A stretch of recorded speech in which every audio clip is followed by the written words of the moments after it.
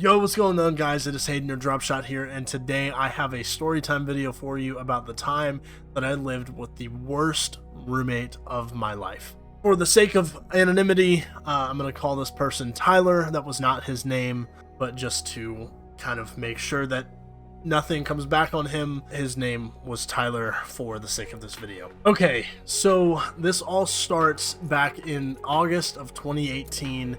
I was a freshman at Southwest Baptist University. As many of you know, that is not the college that I graduated from. I'll get into that later. So I ended up going to SBU my freshman year. They pair you up with a roommate. You don't really get to choose. And so I, started going to school and moved in with this guy. Didn't really know much about him, but me and Tyler shared different personalities, and so we had a hard time bonding on different things. But that was kind of like the first step on me realizing that this was not going to work out. The first thing that I started noticing is that he did not take care of himself, first off, and then second off, he did not take care of his room or his space. Generally, he would shower maybe once every 3 days, and that's, like I said, being generous. So, he smelled bad. And it's not like it's something that he was not able to control. He was just lazy. He didn't want to take a shower, or he was busy doing other things. And if this was, one or two times, it would be a different story. But this was consistent throughout the entire time that I was living with him. He just didn't shower. So his side of the room was always a filthy mess. I think most people kind of relate to that, messy roommates and stuff like that. But this was on a different level. I'm talking like McDonald's wrappers that would be there for several weeks at a time, food that would sit there and rot, just like this was on another level of disgusting. So about halfway through the semester, he ended up getting a girlfriend. And at SBU, they had a rule, with it being, a Christian university and such, that you could not have girls in guys' rooms and guys in girls' rooms except for a certain period of time that was allowed, like on the weekends. I want to say it was like Friday and Saturday that you could have your significant other in the room with you. During those times, I was sitting there trying to study and doing that kind of stuff. And so she was in the dorm almost every minute that she could be in there. And it got to the point where I was like, hey man, like I can't study. I need, my own space for this period of time. Is there any chance that you guys could go to the community room and do stuff, hang out in there? And he said, yeah, no real issue there. But what happened is that in my dorm, I had a TV in which a Fire Stick was plugged into. This Fire Stick went missing, and when I asked him about it, he said, oh, it's in the community room. I left it down there because I figured that people would want to use it. The man stole my Fire Stick, put it down in the community room, and just left it there. It had been there for probably a week at this point, and I went down there, got it, and brought it back up, but I was pissed. I was like, dude, you do not take somebody else's stuff and just make decisions on where that stuff goes. Like, if you wanted to bring it down there, you could have asked me and I would have said yes, but I would have absolutely told you no, do not leave it down there. It wasn't a huge blowout, but I was like, dude, don't ever do that again. So all of that happens, and that was really like the last major thing that happened in the fall. So that the Fire Stick incident was probably, I don't know, a week and a half, 2 weeks before finals week. And so I ended up going back home early for break because I had finished my finals before he did. And I told him, I just said, hey, there's cleaning supplies and stuff on your desk whenever you're ready to leave and go back home. They had like a list of things that we needed to do, and one of them included cleaning out the fridge and then making sure it was unplugged with the door open. And so I told him, I was like, hey, I've cleaned out my stuff, but I need you to clean out your food out of the fridge because it's gonna mold and rot all of that food for the month that we're not gonna be here. So I leave, I come back home, didn't think much of it. I expected him to clean. And during this time, I had gotten an offer to be on the esports team at SBU. Some of you guys may have been around during that point, but I was playing esports for SBU. I was under scholarship for it. It was an incredible opportunity.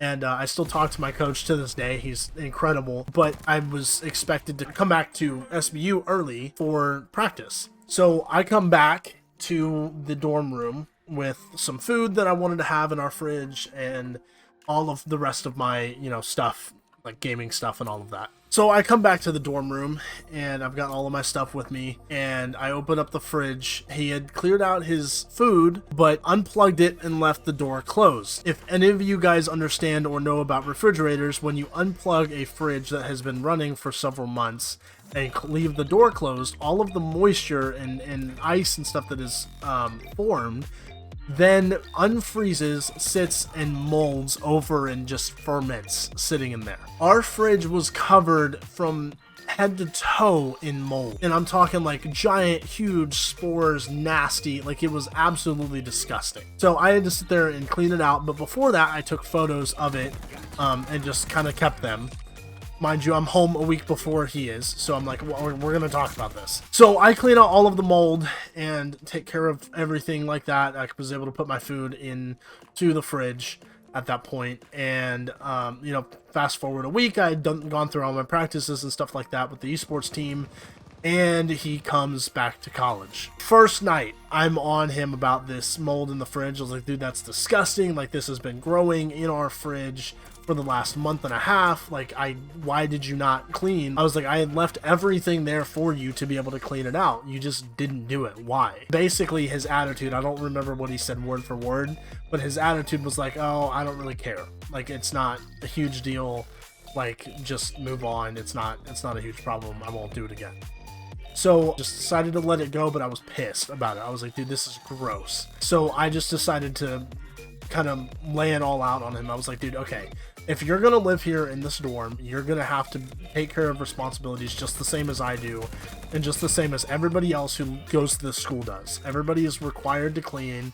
Everybody's required to pass dorm inspections. And if you can't do that, then I'm going to have to go to the school about it. So he, you know, ends up just kind of like reluctantly saying okay and accepting it. And then fast forward 3 days, he wakes me up at 3 a.m. and was like, hey, I need to talk to you about something. I'm like, okay, like, what is it? And he's like, I'm moving out tomorrow.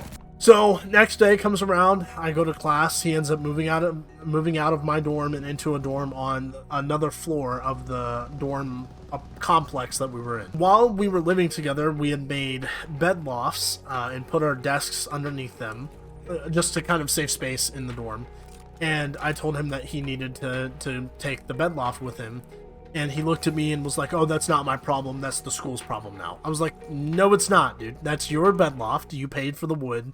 You've got to figure out a place to put it. If you want to trash it, go right ahead. Like, I have no problem with whatever you do with it, but you've got to get it out of my dorm. So he's like, oh, okay, I'll get it later. It's probably another 2 months after this. This is all happening in January. So it's probably March at this point by the time that he finally answers my calls and texts about coming to come get this bed loft.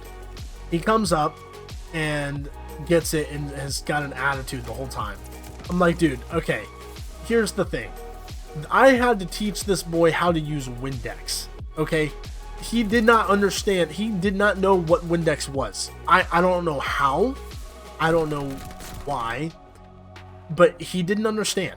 He just didn't. Cleaning and him did not go together. So I was like, dude, I am not the problem here. Like, and I just told him, I was like, dude, you have got to recognize that all of the things that happened in this last semester and even this semester are because you lacked the ability to clean and take care of your mess and take care of our shared space.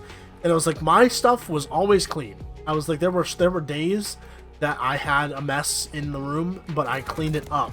That's the important thing. I didn't just leave it like that. I cleaned up. So he kind of just moved on with his life, and I don't know if he ended up graduating from SBU. I don't know if he still goes there. I don't know what he did, but me and him did not really say anything to each other after he moved out. That was hands down one of the worst experiences I've had, and that was my first experience living with somebody else in the same room. Before that, I've had this room at my parents' house just kind of to myself, and I never lived with anybody else. And so dealing with that for the first time around was not the best experience, to say the least.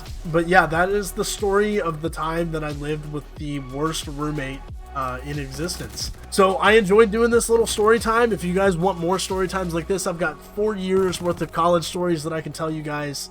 If this is something that interests you or something that you want to hear more of, be sure to let me know down in the comments below. And I hope you guys enjoyed, and I look forward to making more content going forward.